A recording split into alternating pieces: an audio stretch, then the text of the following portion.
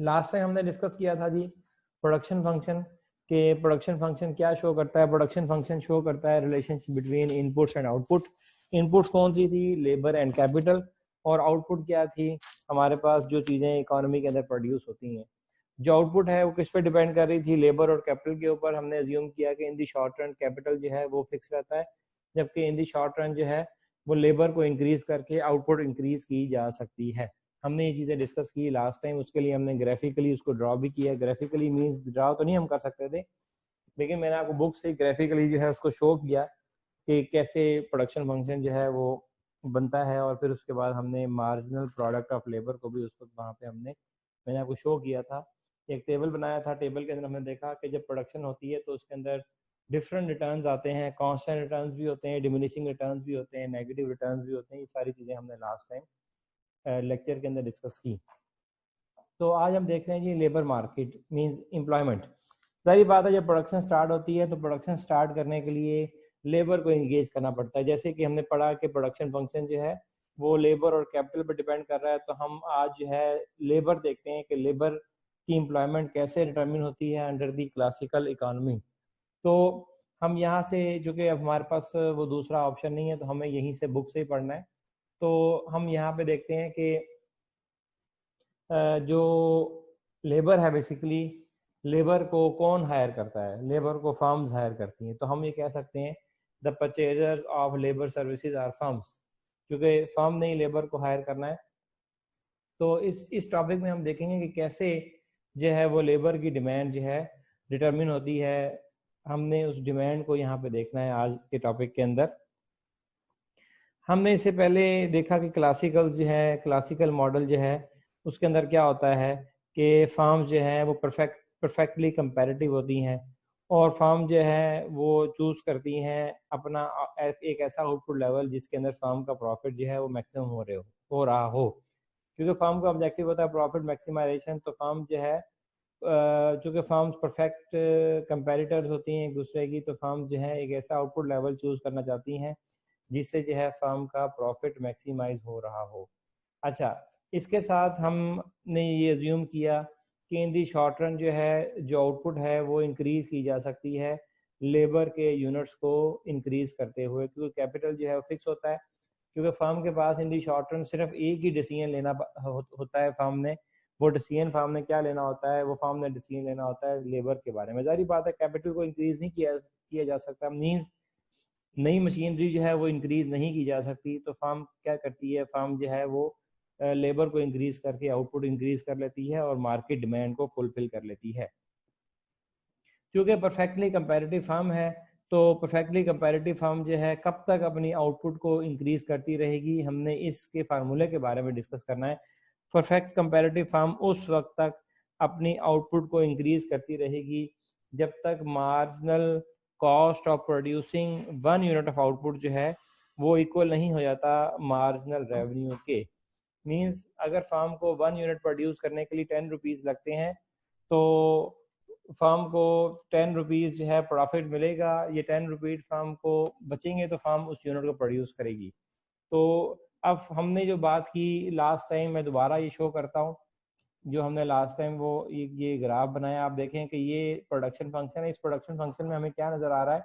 इस production function में हमें नज़र आ रहा है कि फार्म जो है लेबर को इंक्रीज कर रही है, मींस एम्प्लॉयमेंट इंक्रीज कर रही है, और एम्प्लॉयमेंट इंक्रीज करने के साथ साथ फार्म की आउटपुट इंक्रीज हो रही है। अब क्या फार्म जो है आउटपुट को इंक्रीज करती रहेगी, या इंक्रीज करने का एक स्पेसिफिक लेवल होगा कि फार्म सिर्फ उसी लेवल तक अपनी आउटपुट को इंक्रीज करेगी? यस, एक लेवल होगा, क्योंकि हम देख रहे हैं कि जो मार्जिनल प्रोडक्ट ऑफ लेबर है, मींस जो मार्जिनल जो लेबर की प्रोडक्टिविटी है वो ग्रेजुअली डिक्रीज हो रही है। हम जिससे यहाँ पे देख सकते हैं कि लेबर प्रोडक्टिविटी फॉल कर रही है। तो अब जाहिर बात है फार्म ने लेबर यूनिट्स जो हायर करने हैं, तो इसका कोई डिसीजन होना चाहिए कि फार्म किस पॉइंट तक लेबर यूनिट्स को हायर करती रहेगी।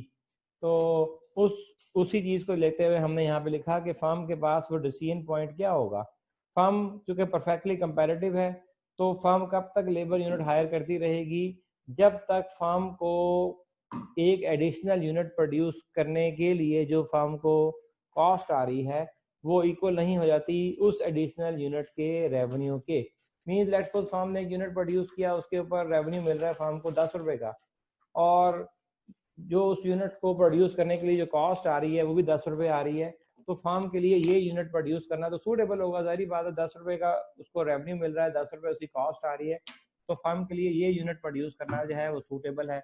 लेकिन अगर फार्म की कॉस्ट आ रही है 12 रुपीज़ लेकिन फार्म को उससे रेवेन्यू मिल रहा है 10 रुपीज़ का, तो फार्म के लिए ये यूनिट प्रोड्यूस करना सूटेबल नहीं है। हमने ये बात किस चीज़ को लेते हुए की, हमने दोबारा मैं पीछे वाली डायग्राम में जा रहा हूँ। अब देखें कि फार्म में ये जो है वो यूनिट, जो फर्म यूनिट हायर कर रही है लेबर का, तो हमें यहाँ से नजर आ रहा है कि जो लेबर की प्रोडक्टिविटी है वो फॉल कर रही है। मींस जो फर्स्ट यूनिट ऑफ लेबर था वो सबसे ज्यादा एफिशिएंट था, जो बाद वाले यूनिट ऑफ लेबर से वो लेस एफिशिएंट है, जिसकी वजह से हम देख रहे हैं कि मार्जिनल प्रोडक्ट ऑफ लेबर का जो कर्व है ये डाउनवर्ड मूव कर रहा है। अच्छा, ऊपर से देखें, जब फार्म ने ये 2 यूनिट्स ऑफ लेबर लगाए तो फार्म को 2 यूनिट्स ऑफ लेबर लगा के प्रोडक्शन कितनी मिली, हम इसको यहाँ ला के देख सकते हैं कि ये 18 और 20 के बिटवीन फार्म को ये जो पॉइंट है यहाँ तक फार्म को प्रोडक्शन मिली। तो नेक्स्ट अगर हम देखें तो अगर जब फार्म ने ये unit 5 units of labour hire किए तो फार्म को प्रोडक्शन कितनी मिली, मैक्सिमम प्रोडक्शन जरूर मिली फार्म को 5 यूनिट्स ऑफ लेबर की। लेकिन हमें देखना है कि क्या ये जो 5 यूनिट्स ऑफ लेबर हायर किए फार्म ने, तो क्या इन 5 यूनिट्स ऑफ लेबर की जो रेवेन्यू है क्या वो कॉस्ट से बराबर है, कम है या ज्यादा है। सारी बात है, अगर फार्म ने 5 यूनिट ऑफ लेबर हायर किए, 5 यूनिट्स ऑफ लेबर हायर किए और उससे फार्म को रेवेन्यू कम मिल रहा है, कॉस्ट ज्यादा आ रही है, तो फार्म के लिए तो 5 यूनिट्स ऑफ लेबर हायर करना पॉसिबल और सूटेबल नहीं है। तो यहाँ पे हमने जो यहाँ पे शो किया है, ये लाइन मैंने सेलेक्ट की है, ये बेसिकली शो करता है डिसीजन पॉइंट। मींस फार्म कब तक लेबर को हायर करती रहेगी। एक चीज तो कंफर्म है कि लेबर यूनिट हायर करने से आउटपुट बढ़ेगी, लेकिन आउटपुट आपको पता है, आप देख रहे हैं कि ग्रेजुअली जो चेंज इन आउटपुट है, जो मार्जिनल आउटपुट है, जो मार्जिनल प्रोडक्टिविटी है वो फॉल कर रही है। तो इट मींस फार्म को एक लेवल चूज करना है कि जहां तक फार्म लेबर को हायर कर सकती है। वो पॉइंट कौन सा होगा, किस बेस पे डिसाइड होगा कि जहां पे फार्म को जो मार्जिनल रेवेन्यू है वो इक्वल हो रहा है मार्जिनल कॉस्ट ऑफ प्रोडक्शन के, वहां तक फार्म जो है लेबर यूनिट हायर करती रहेगी। इसी चीज को नीचे ये लिख दिया गया है। अब जो परफेक्टली कंपैरेटिव फार्म है उसमें जो एमआर है वो प्राइस के इक्वल होता है। परफेक्टली कंपैरेटिव फार्म, आपने परफेक्ट कंपटीशन में ये देखा कि जो इक्विलिब्रियम पॉइंट होता है वहां पर मार्जिनल रेवेन्यू जो है इक्वल होता है प्राइस के। जो परफेक्ट कंपैरेटिव फार्म है उसका मार्जिनल रेवेन्यू इक्वल होता है प्राइस के। तो अब इसलिए फिर हम लिख सकते हैं कि M R equal to P, हम एम आर को लिख सकते हैं इक्वल टू पी। तो अब जो यहाँ पे जो है हमारे पास लेबर ही सिर्फ एक ऐसा वेरिएबल फैक्टर है और उसकी जो है जो एडिशनल कॉस्ट है वो कहलाती है मार्जिनल लेबर कॉस्ट। लेबर की एडिशनल कॉस्ट क्या कहलाएगी, मार्जिनल लेबर कॉस्ट। और मार्जिनल लेबर कॉस्ट इक्वल होगी money wage divide by the number of units of output produced by additional unit of labour. Means ये एमपीएन जो है, ये MPN क्या है, मार्जिनल प्रोडक्टिविटी ऑफ लेबर। ये मार्जिनल प्रोडक्टिविटी ऑफ लेबर किसके इक्वल है, इसको हमने ऊपर ग्राफ के अंदर शो किया कि जो एडिशनल यूनिट प्रोड्यूस कर रहा था लेबर यूनिट, वो है जी मार्जिनल प्रोडक्टिविटी ऑफ लेबर। अब यहाँ पे जो हमने फार्मूला देखा है इसके अंदर क्या है कि marginal cost of ith firm, means जो ith यूनिट है उसकी मार्जिनल कॉस्ट इक्वल टू हो जाएगी money wage divide by marginal product of labour for that firm. ठीक है, तो अब ये हमारे पास ये डिसीजन पॉइंट है लेबर मार्केट के अंदर।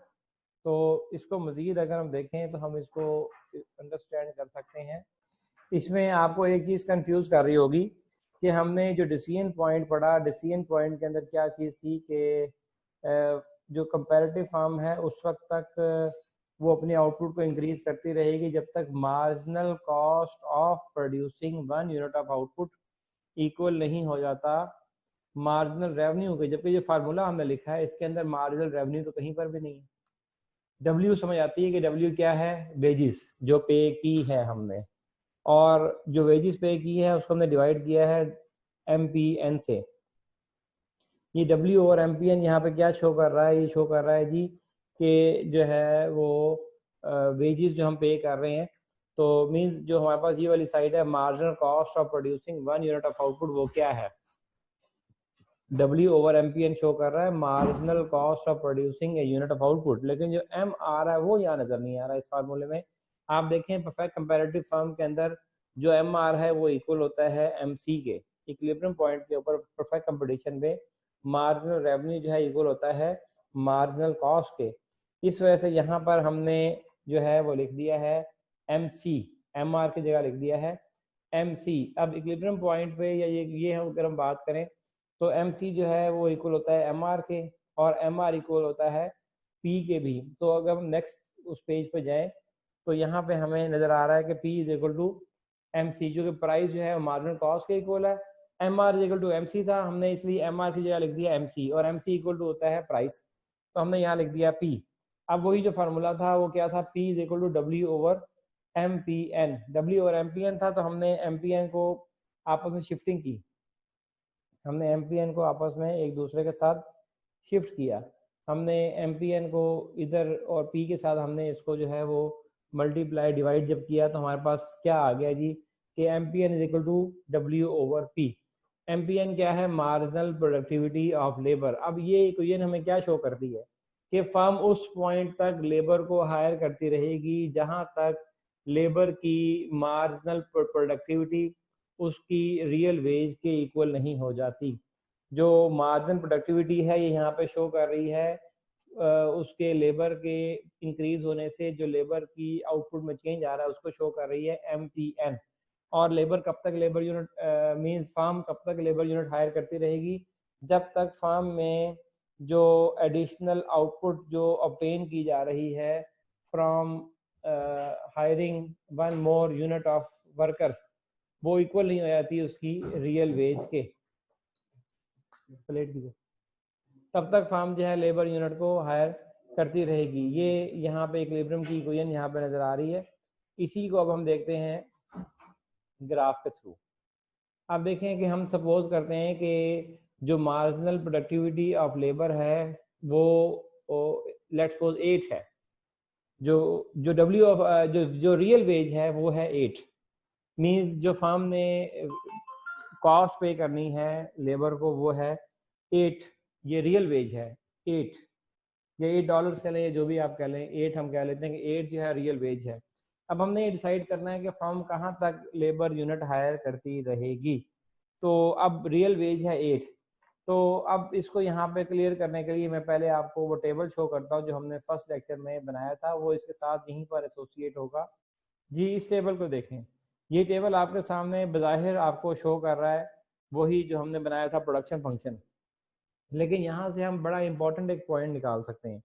वो क्या, हमने कहा जी कि फार्म उस पॉइंट तक लेबर को हायर करती रहेगी जहां तक लेबर की मार्जिनल प्रोडक्टिविटी लेबर की कॉस्ट के इक्वल नहीं हो जाती। लेबर की कॉस्ट क्या है, लेबर की कॉस्ट है जी लेबर की कॉस्ट है जी W/P, लेबर की कॉस्ट है W/P, ठीक है। इस पॉइंट तक फर्म जो है लेबर को हायर करती रहेगी। अब हम यहाँ पर देखते हैं इसी चीज़ को कि फर्म ने first unit of labour hire किया, फर्म को टोटल आउटपुट मिली 10 की। ये अगर हम देखें तो एडिशनल आउटपुट कितनी है 10 की, तो यहाँ पे फर्म को आउटपुट मिल रही है 10 यूनिट्स की, जबकि फर्म को रियल वेज पे करने पड़ रही है 8। देखें लेबर यूनिट 1 हो 2 हो या 10 हो, लेबर को तो आपने ₹8 या $8 ही पे करने हैं ना, या ये कह लें कि W/P हमने लेबर को 8 पॉइंट्स पे करना है। तो आप देखेंगे यहाँ पे लेबर की एडिशनल प्रोडक्टिविटी है 10 की, जबकि लेबर को वेज पे की जा रही है W/P 8। इट मीन्स ये जो यूनिट ऑफ लेबर है, फर्स्ट यूनिट ऑफ लेबर जो है ये फार्म के लिए फायदेमंद है। फायदेमंद कैसे कि उसको प्रोडक्शन मिली 10 की, जबकि फार्म ने जो कॉस्ट पे की वो 8 की पे की, W/P की 8, तो फार्म को एडिशनल जो है 2 यूनिट्स एडिशनल मिल रहे हैं। अच्छा, फिर फार्म ने 2 यूनिट्स ऑफ लेबर लगाए तो टोटल आउटपुट मिली 20 की, तो जो एडिशनल यूनिट ऑफ आउटपुट है इस लेबर की वो है 10। तो फार्म ने इस यूनिट पे भी, इस पॉइंट पर भी second unit of labour hire करने के बाद भी फार्म ने कितना पे किया लेबर को W/P 8। तो इट मीन जो सेकंड यूनिट ऑफ लेबर था उसको पे किया 8, लेकिन सेकंड यूनिट ऑफ लेबर ने जो प्रोडक्शन दी वो 10 की दी, तो ये भी यूनिट ऑफ लेबर फार्म के लिए फायदेमंद है। जब फार्म ने थर्ड यूनिट ऑफ लेबर लगाया तो उससे आउटपुट मिली टोटल 28, मीन्स जो थर्ड यूनिट ऑफ लेबर है इसकी आउटपुट कितनी मिली 8 यूनिट्स की, मीन्स तीसरे लेबर यूनिट ने जो आउटपुट एडिशनल प्रोड्यूस की वो 8 यूनिट की प्रोड्यूस की, जबकि थर्ड यूनिट ऑफ लेबर को जो एडिशनली पे किया मीन्स डब्ल्यू ओवर पी जो पे किया वो था 8 का। तो अब यहाँ पर बराबर बराबर आ गए कि उसने 8 की ही प्रोडक्शन दी और 8 ही उसको हमने पे किया। तो अब यहाँ पर ये बिल्कुल बराबर हो गया। अब अगर फार्म जो है 4 यूनिट ऑफ लेबर हायर करती है, अगर firm 4 unit of labour hire करती है तो फार्म को टोटल आउटपुट मिलती है 33 की। अब इस 33 में अगर आप देखें तो फार्म ने एडिशनल कितने यूनिट उस लेबर यूनिट से लिए 5। तो अब फार्म ने इस यूनिट ऑफ लेबर को पे कितना किया 8, कि फार्म ने 8 पे किया, फार्म ने 8 पे किया और फार्म को यूनिट ऑफ लेबर कितने मिले 5। तो अब यहाँ पे फार्म को नुकसान है कि फार्म ने 8 रुपीज पे की और फार्म को रेवेन्यू कितना मिला उससे, या उससे कितना अर्न किया, वो अर्न किया 5। तो ये 3 रुपीज जो है फार्म का ये डेफिसिट है। तो फार्म के लिए 4 यूनिट ऑफ लेबर जो है वो फायदेमंद नहीं होगा। तो अब फार्म जो है क्या डिसाइड करेगी, फार्म डिसाइड करेगी कि फार्म को सिर्फ 3 यूनिट्स ऑफ लेबर हायर करने चाहिए। क्यों? चूंकि 3 यूनिट्स ऑफ लेबर तक जो लेबर की एडिशनल यूनिट ऑफ लेबर की कॉस्ट है वो बिल्कुल उससे अटेन होने वाले रेवेन्यू के बराबर है। तो इसी पॉइंट को अब हम आगे लेके चलते हैं। तो ये जो था सारा ये था लेबर के डिसीजन के बारे में जो हमने फार्मूला पीछे देखा। अब इसी पॉइंट को जी हम आगे लेके चलते हैं। जो हमने ऊपर शो किया टेबल, उस टेबल से जो है हमने ये ग्राफ बनाया मार्जिनल प्रोडक्टिविटी ऑफ लेबर का। ये हमें ग्राफ क्या शो करता है कि फर्स्ट यूनिट ऑफ लेबर से 10 यूनिट मिले, सेकंड यूनिट ऑफ लेबर से 10 यूनिट मिले, थर्ड यूनिट ऑफ लेबर से 8 यूनिट्स मिले। तो और उसके बाद जो यूनिट ऑफ लेबर लगाया उससे 5 यूनिट मिले और नेक्स्ट यूनिट से 1 मिला और नेक्स्ट से नेगेटिव मिला। तो इस तरह से जो है फर्म जो है वो देख रही है कि एडिशनल यूनिट्स ऑफ लेबर उसको बजाय फायदे की नुकसान दे रहे हैं। तो फर्म जो है इस तरह से डिसाइड करेगी कि अब कितने यूनिट्स ऑफ लेबर हायर करने हैं। तो इसके लिए अब मैं मजीद आपको नीचे नेक्स्ट जो है उसके ऊपर लेके जाता हूँ डायग्राम के ऊपर। इस ग्राफ में अगर हम देखें तो हम इक्विलिब्रियम पॉइंट को डिटरमिन कर सकते हैं। जैसे अभी हमने ऊपर टेबल में देखा कि ये फर्स्ट यूनिट ऑफ लेबर की प्रोडक्टिविटी थी 10, ये पॉइंट बी आ गया और 10 फर्स्ट यूनिट ऑफ लेबर को कितना पे किया रियल वेज 8। तो ये यूनिट जो है ये फायदे में है, ये रियल वेज की लाइन लगी हुई, ये डॉटेड लाइन। तो अब सेकंड यूनिट ऑफ लेबर ने प्रोडक्शन दी 10 यूनिट्स की, तो सेकंड यूनिट ऑफ लेबर को जो कॉस्ट पे की वो 8 पे की। तो सेकंड यूनिट ऑफ लेबर जो है वो भी फायदेमंद है फर्म के लिए। जो थर्ड यूनिट ऑफ लेबर है उसने एडिशनल प्रोडक्शन थी 8 यूनिट्स की, जबकि थर्ड यूनिट ऑफ लेबर को जो फर्म ने पे किया वो भी $8 या जो भी था रियल वेज 8 पे की। तो ये पॉइंट डी हम देख सकते हैं। तो ये जो पॉइंट है ये ऐसे हम कह सकते हैं कि जितनी उसने प्रोडक्शन दी उतना ही फर्म ने उसे पे किया। अब अगर firm next unit labour hire करती है तो उसकी प्रोडक्शन है, उसकी प्रोडक्टिविटी है 5 की, जबकि उसे रियल वेज पे करना पड़ेगी 8। तो फर्म के लिए जो ई पॉइंट पे जो फोर्थ यूनिट ऑफ लेबर है उसको हायर करना बेनिफिशियल नहीं है। तो फर्म क्या डिसाइड करेगी कि फर्म को हायर करने चाहिए सिर्फ और सिर्फ 3 यूनिट्स ऑफ लेबर, क्योंकि 3 यूनिट्स ऑफ लेबर पे जो फर्म को एडिशनल प्रोडक्शन मिल रही है जिसे हम कहते हैं मार्जिनल प्रोडक्टिविटी ऑफ लेबर, वो इक्वल है उसकी रियल वेज के। जिस तरह हमने ऊपर इसको देखा इस फार्मूले के अंदर कि MPN is equal to W over P, हमने इसी को ग्राफिकली यहाँ पे ड्रॉ करके हमने ये सारा डिस्कस किया।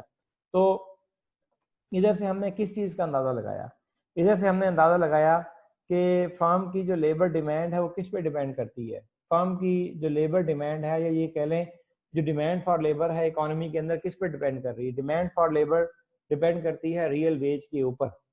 अगर फर्म को रियल वेज कम पे करना पड़ेगी तो फर्म जो है ज़्यादा लेबर यूनिट्स डिमांड करेगी। इसको हम ऊपर दोबारा ग्राफ में जाकर डिस्कस करते हैं। हमने सपोज किया था कि रियल वेज जो है वो 8 है। अब हम सपोज करते हैं कि लेट्स सपोज रियल वेज 8 की बजाय हो जाती है 5। अगर 5 रियल वेज है तो हम देख सकते हैं कि इस ग्राफ के अंदर अगर 5 रियल वेज है तो हम देख सकते हैं कि फर्म के लिए थर्ड यूनिट ऑफ लेबर जो है वो फिर प्रॉफिटेबल हो जाएगा। पहले तो वो ब्रेक इवन था जब रियल वेज 8 थी। अब रियल वेज हम सपोज कर रहे हैं कि लेट्स सपोज रियल वेज 5 है, तो ये 5 से सीधी यहाँ पे लाइन लग जाएगी, 5 के बिल्कुल पैरेलल यहाँ पे हम लाइन लगा सकते हैं। तो फिर वो क्या शो करेगी कि अब ये 5 जो है उसकी रियल वेज है इस पॉइंट पे, जबकि उससे हासिल होने वाला जो एडिशनल प्रोडक्शन जो मिलने वाली है वो ज़्यादा है डी पॉइंट पे। तो ये थर्ड यूनिट ऑफ लेबर फायदेमंद है अगर हम अज्यूम करें कि रियल वेज 8 से कम होके हो जाती है 5।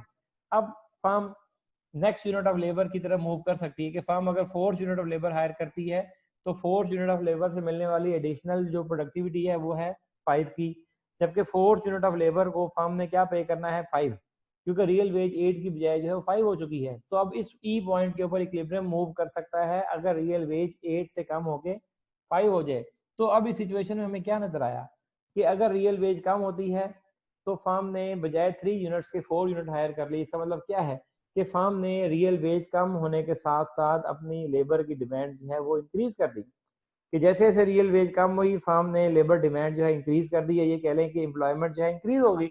अब यही अगर रियल वेज और मजीद कम हो जाए तो firm additional units of labour hire कर सकती है, क्योंकि फर्म ने उस पॉइंट तक लेबर को हायर करना है जहां तक लेबर के एडिशनल यूनिट से मिलने वाली जो प्रोडक्टिविटी है, जिसे हमने मार्जिनल प्रोडक्टिविटी ऑफ लेबर कहा, वो इक्वल ना हो जाए रियल वेज के मींस W/P के। जहां इक्वल हो जाएगी वहां पे फर्म हायरिंग जो है वो स्टॉप कर देगी। इसी को फिर फर्दर हमने लिखा फंक्शनल फॉर्म के अंदर एन डी डी यहाँ पे शो कर रहा है डिमांड को, एन शो कर रहा है लेबर की जो है वो लेबर को शो कर रहा है एन। तो एन डी किसको शो कर रहा है डिमांड फॉर लेबर को। तो डिमांड फॉर लेबर किस पे डिपेंड कर रही है रियल वेज पे। अगर रियल वेज ज्यादा हो जाए तो डिमांड फॉर लेबर कम हो जाएगी, अगर रियल वेज कम हो जाए तो डिमांड फॉर लेबर ज्यादा हो जाएगी। जैसा भी हमने देखा एग्जांपल के अंदर कि अगर रियल वेज 8 की बजाय 5 हो जाए तो फर्म ने लेबर का 1 एडिशनल यूनिट हायर कर लिया। लेकिन अगर यही रियल वेज अगर 8 की बजाय 10 हो जाए, अगर यही रियल वेज 8 की बजाय 10 हो जाए मीन्स ऊपर चली जाए, तो फर्म फिर third unit of labour hire नहीं करेगी, तो थर्ड यूनिट ऑफ लेबर से एडिशनल प्रोडक्शन मिलती है 8 की, जबकि रियल वेज पे करना पड़ रही है 10। तो फर्म के लिए सिर्फ first 2 units of labour he beneficial होंगे अगर रियल वेज इंक्रीज कर जाए। तो हम यहाँ से कह सकते हैं कि जो रियल वेज है इसका और डिमांड फॉर लेबर का नेगेटिव रिलेशनशिप है। अगर फर्म को रियल वेज ज़्यादा पे करना पड़ेगी तो फर्म जो है डिमांड फॉर लेबर कम कर देगी, अगर फर्म को रियल वेज कम पे करना पड़ेगी तो फर्म डिमांड फॉर लेबर को इंक्रीज कर देगी। इन दोनों के दरमियान नेगेटिव रिलेशनशिप है और इसको हमने ये सामने आपके जो है ग्राफ से शो किया है, ऊपर जो हमने ग्राफ है उससे शो किया और हमने अब इसको फंक्शनल फॉर्म में इधर लिख दिया। तो ये था लेबर डिमांड। अभी हमने एम्प्लॉयमेंट की तरफ जाना है। एम्प्लॉयमेंट की तरफ जाने के लिए हमने पहले देखा कि लेबर की डिमांड किस पे डिपेंड करती है। लेबर डिमांड डिपेंड करती है रियल वेज के ऊपर। अब हम देखते हैं कि लेबर की सप्लाई है, लेबर सप्लाई किस पे डिपेंड करती है। तो अब हम देखते हैं कि लेबर सप्लाई बेसिकली कौन करते हैं, लेबर की सप्लाई कौन लोग करते हैं। लेबर के जो सप्लायर्स हैं वो होते हैं इंडिविजुअल वर्कर्स। जो वर्कर्स हैं वो बेसिकली लेबर की सप्लाई करते हैं और क्लासिकल अज्यूम करते हैं कि जो क्लासिकल अज्यूम करते हैं कि जो भी इंडिविजुअल्स हैं या लेबर जो है उसका पर्पस क्या है या इंडिविजुअल्स का पर्पस क्या है, अपनी सेटिस्फेक्शन को यूटिलिटी को मैक्सिमाइज करना। और किसी की भी यूटिलिटी, किसी भी इंडिविजुअल की या हाउस होल्ड की यूटिलिटी जो है वो किस पे डिपेंड करती है। यूटिलिटी डिपेंड करती है इनकम के ऊपर, रियल इनकम के ऊपर और लेयर के ऊपर। जबकि ऊपर हमने ऊपर लेबर डिमांड फंक्शन देखा, इसमें हमने कहा कि लेबर की डिमांड डिपेंड कर रही है रियल वेज के ऊपर। लेबर डिमांड डिपेंड कर रही है रियल वेज मींस W/P। जब हम वेजेस को नॉमिनल वेजेस को डिवाइड करते हैं P से तो वो क्या बन जाती है real veg. Labour demand depend कर रही है रियल वेज के ऊपर। तो अब हमने नीचे जो डिस्कस करना स्टार्ट किया लेबर सप्लाई का टॉपिक, इसमें हम देख रहे हैं कि जो वर्कर्स हैं उनका ऑब्जेक्टिव होता है अपनी सेटिस्फेक्शन को, यूटिलिटी को मैक्सिमाइज करना। और वर्कर्स की यूटिलिटी या सेटिस्फेक्शन डिपेंड करती है उनकी रियल इनकम के ऊपर। और जो उनके लेयर आवर्स होते हैं, लेयर आवर मींस आराम के जो टाइम होता है, आराम करने का टाइम, उस पर डिपेंड करता है यूटिलिटी या सेटिस्फेक्शन। तो अब बेसिकली ये जो दो चीज़ें हैं, एक है काम जो है इनकम, ठीक है, इनकम और जो है ना यूटिलिटी, ये आपस में एक दूसरे के साथ क्लोजली लिंक है कि अगर रियल इनकम बढ़ेगी जाहिर बात है सेटिस्फेक्शन या यूटिलिटी में इंक्रीज आएगा। अगर लेयर आवर्स बढ़ेंगे मीन्स अगर आराम करने के टाइम जो है, अगर आराम का टाइम बढ़ेगा जाहिर बात है आराम जो है वो भी यूटिलिटी या सेटिस्फेक्शन जो है वो देता है आराम। तो अब ये दोनों चीज़ें इंपॉर्टेंट है, लेयर और रियल इनकम। अगर हम कहते हैं कि अगर हमने आराम ज़्यादा घंटे किया तो जाहिर बात है हमें काम करने के लिए घंटे या आवर्स कम मिलेंगे। अगर हमने अगर हमने कम घंटे काम किया तो हमें आराम करने के लिए टाइम ज़्यादा मिलेगा। ये दोनों के दरमियान एक जो है ट्रेड ऑफ है। इसके अलावा अगर हम देखें तो हम कह सकते हैं कि ज़्यादा घंटे काम करेंगे तो इनकम बढ़ेगी, रियल इनकम बढ़ेगी।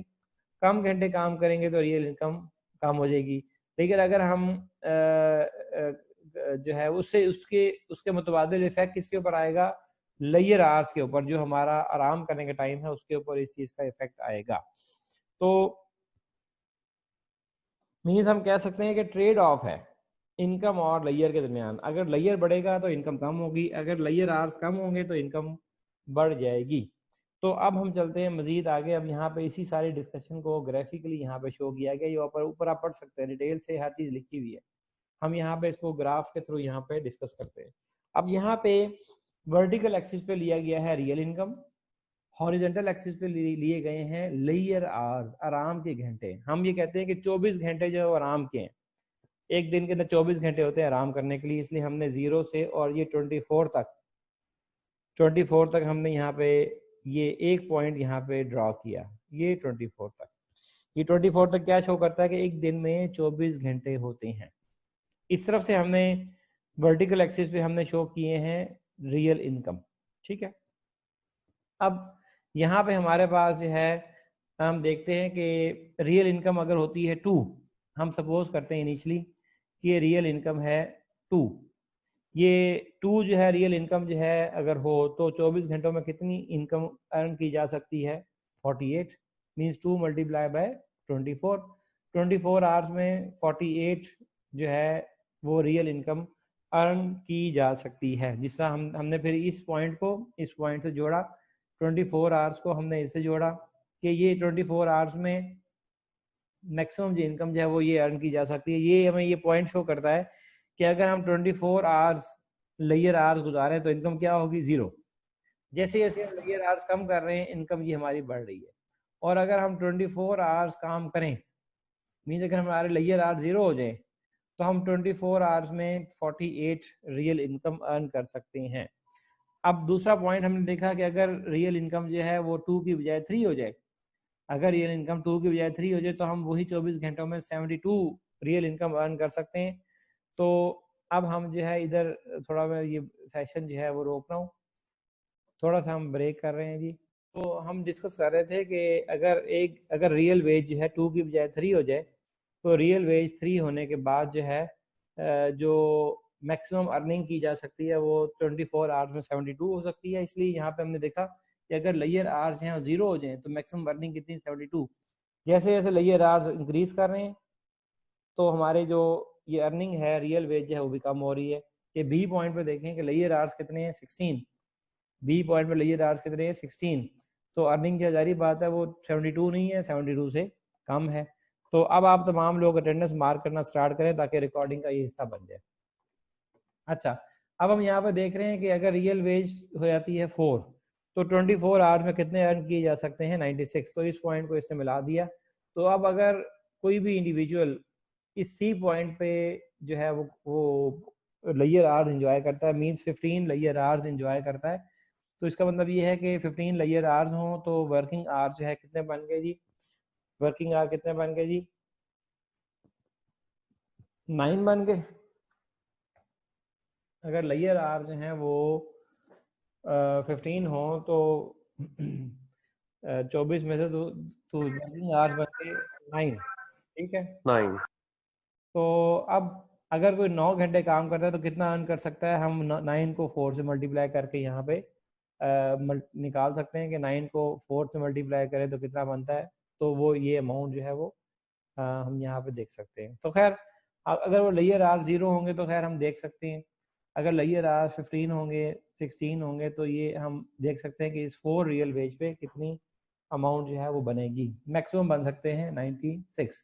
तो अब यहाँ पे हम देखें कि सबसे पहले लेयर आर जो हैं, सबसे पहले हम देखें अगर रियल वेज थी 2, इस 2 रियल वेज पे हम देख सकते हैं कि चूंकि रियल वेज ये इंतहाई लो है, इस लो रियल वेज पे हम देख सकते हैं कि जो इंडिविजुअल है, जो वर्कर जो है वो कितने घंटे जो है वो लेयर आवर्स से गुजार रहा है। इस पे जो वर्कर है वो लेयर आवर्स के 18 जो है वो लेयर आवर गुजार रहा है, 18 जो है वो लेयर आवर गुजार रहा है, और कितने घंटे काम कर रहा है, 6 घंटे, क्योंकि उसे लगता है कि ये रियल वेज जो है कम है। इस कम रियल वेज पे वो देखता है कि इसके लिए अपने आराम को कम नहीं करना चाहिए, तो वो सिर्फ 6 घंटे काम करता है इस रियल वेज 2 के ऊपर, जो कि 2 जो है वो बहुत कम उसके लिए रियल वेज है। तो अब हम देख सकते हैं कि उसने किस पॉइंट पे अपनी यूटिलिटी को मैक्सिमाइज किया, एट पॉइंट ए। इस ए पॉइंट पे उसने एक स्पेसिफिक सेटिस्फेक्शन लेवल जो है वो अटेन किया। इस ए पॉइंट पे उसने एक स्पेसिफिक सेटिस्फेक्शन लेवल अटेन किया, और कितना ही अर्निंग की, 6 घंटे काम किया, और टू रियल वेज पर आर जो है उसकी वेज है। तो हम देख सकते हैं कि उसने 12 जो है यूनिट्स जो है रियल वेज के उसने अर्न किए, और उसने लेयर आवर्स कितने इंजॉय किए, 18। अच्छा, अब रियल वेज इंक्रीज करके हमने यहाँ पे देखा 3 हो गई। जब रियल वेज 3 हुई तो अब उसने अपना जो सेटिस्फेक्शन लेवल अटेन किया वो बी पॉइंट पे अटेन किया, और हम देख सकते हैं बी और ये जो नीचे जो लाइन है लेयर और लेयर इनकम जो लाइन है, इस पॉइंट पे उसने बी पॉइंट पे जो है वो टेंजेंट हुआ। ये बी पॉइंट जो है इक्विलिब्रियम पॉइंट है अगर रियल वेज हो जाती है 3। तो अब उसने कितने लेयर आवर्स इंजॉय किए, 16 मीन उसने मजीद 2 घंटे काम किया, क्योंकि उसे लगता है कि अब ये जो रियल वेज है ये हैंडसम है, तो ज़्यादा अच्छी रियल वेज पे उसने कहा कि ज़्यादा काम कर लेना चाहिए। तो उसने आराम जो है उसने लेयर आवर्स जो है 2 घंटे और काम कर दिए। अब उसने कितने घंटे काम किया, 8 घंटे। तो 8 घंटे में लेयर आवर्स उसके हैं 16, और 8 घंटे में कितना उसने जो है वो इनकम अर्न की, उसने अर्न की जी 8 मल्टीप्लाई बाय 3, 24 जो है उसने रियल वेज अर्न की। तो जब रियल वेज हो गई 4, तो रियल वेज 4 होने के बाद अब जो 24 आवर्स में वो अर्न कर सकते हैं 96। और अब उन्होंने क्या डिसाइड किया कि उन्होंने डिसाइड किया कि वो अब जो है लेयर आवर्स इंजॉय कर रहे हैं 15। तो 15 लेयर आवर्स अगर इंजॉय कर रहे हैं तो इसका मतलब वो कितने घंटे जो है वो काम कर रहे हैं, 9 घंटे। मीन 9 घंटे में वो कितना अर्न करेंगे, 36। तो अब हम देख सकते हैं कि ये जो उनका यूटिलिटी जो कर्व है वो टेंजेंट है इनकम लेयर जो है कर्व, ये इस सी पॉइंट पे, ये सी पॉइंट पे हम देख सकते हैं इक्विलिब्रियम पॉइंट अगर रियल वेज जो है 4 हो जाए। तो अब हम इस डायग्राम में अगर गौर करें तो जब रियल वेज कम थी तो वर्कर्स ने रियल जो लेयर आर से ज़्यादा इंजॉय किए और उनका इक्विलिब्रियम था 8.8। लेकिन जब रियल वेज इंक्रीज हो गई फ्रॉम 2 to 3, तो वर्कर्स ने जो है ज़्यादा लेयर आर्स कम करने के बजाय उन्होंने अपने लेयर आर्स जो है कम कर दिए, और वो ए से बी की तरफ चले गए। तो अब उन्होंने वर्किंग आवर्स अपने इंक्रीज कर दिए। जब रियल वेज जो है 3 से 4 हो गई तो वर्कर्स ने अपने वर्किंग आवर्स इंक्रीज कर दिए और लेयर आवर्स और कम कर दिए। तो यहाँ से हम देख सकते हैं कि जो यूटिलिटी लेवल है वर्कर्स का वो इंक्रीज हो रहा है। पहले ए से बी पे गया, फिर बी से सी के ऊपर गया। तो इस सारी डिस्कशन से हमें क्या यहाँ से नजर आता है कि जैसे जैसे रियल वेज इंक्रीज कर रही है, जैसे जैसे रियल वेज इंक्रीज कर रही है, वर्कर्स के लेयर आवर्स कम हो रहे हैं और वर्किंग आवर्स इंक्रीज हो रहे हैं। इट मीन्स के रियल वेज जो है वो वर्कर्स के वर्किंग आवर्स को इंक्रीज कर रही है। अब इसी को नीचे डायग्राम में शो किया गया कि देखें, जब रियल वेज 2 थी तो वर्किंग आवर्स 6 थे, जब रियल वेज 3 थी तो वर्किंग आवर्स 8 हो गए, जब रियल वेज 4 थी तो वर्किंग आवर्स जो है 9 हो गए। ए बी सी पॉइंट को यहाँ पे शो किया गया है, और ये जो कर्व है इसे हम कहते हैं कि ये है लेबर सप्लाई कर्व। मीन्स जैसे जैसे रियल वेज इंक्रीज होगी लेबर की सप्लाई इंक्रीज होगी। इसी को नीचे जो है वो फंक्शनल फॉर्म में शो किया गया है। एन एस यहाँ पे शो करा लेबर सप्लाई को, डब्ल्यू और पी किसको शो करा, रियल वेज को। मीन्स जैसे जैसे रियल वेज इंक्रीज होगी लेबर की सप्लाई इंक्रीज होगी, जैसे जैसे रियल वेज कम होगी लेबर की सप्लाई कम होगी। Means at higher level of income जो या at higher level of real wage जो वर्कर्स हैं वो ज़्यादा काम करने के लिए विलिंग होंगे। अब एक हमने देखा कि ये जो रियल वेज है ये लेबर सप्लाई को इंक्रीज कर रही है, तो ये जो कर्व है सप्लाई का, लेबर सप्लाई का, ये पॉजिटिव स्लोप है। दूसरी साइड पे अगर हम देखें तो पीछे जो हमने एक लेबर डिमांड का कर्व देखा है, ये लेबर डिमांड कर्व है। तो ये लेबर डिमांड कर्व जो है वो क्या होगा, नेगेटिव स्लोप, जिससे हम देख सकते हैं कि लेबर डिमांड का रियल वेज के साथ नेगेटिव रिलेशनशिप है। अब हम नीचे मूव करते हैं मजीद नेक्स्ट, उसमें हम देखते हैं कि लेबर डिमांड और लेबर सप्लाई किस पॉइंट पे इक्विलिब्रियम को शो कर रही है।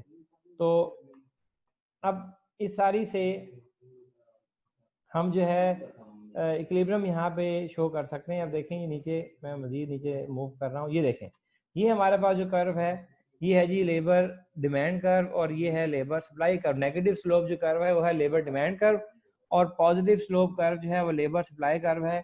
तो ये है लेबर मार्केट में इक्विलिब्रियम।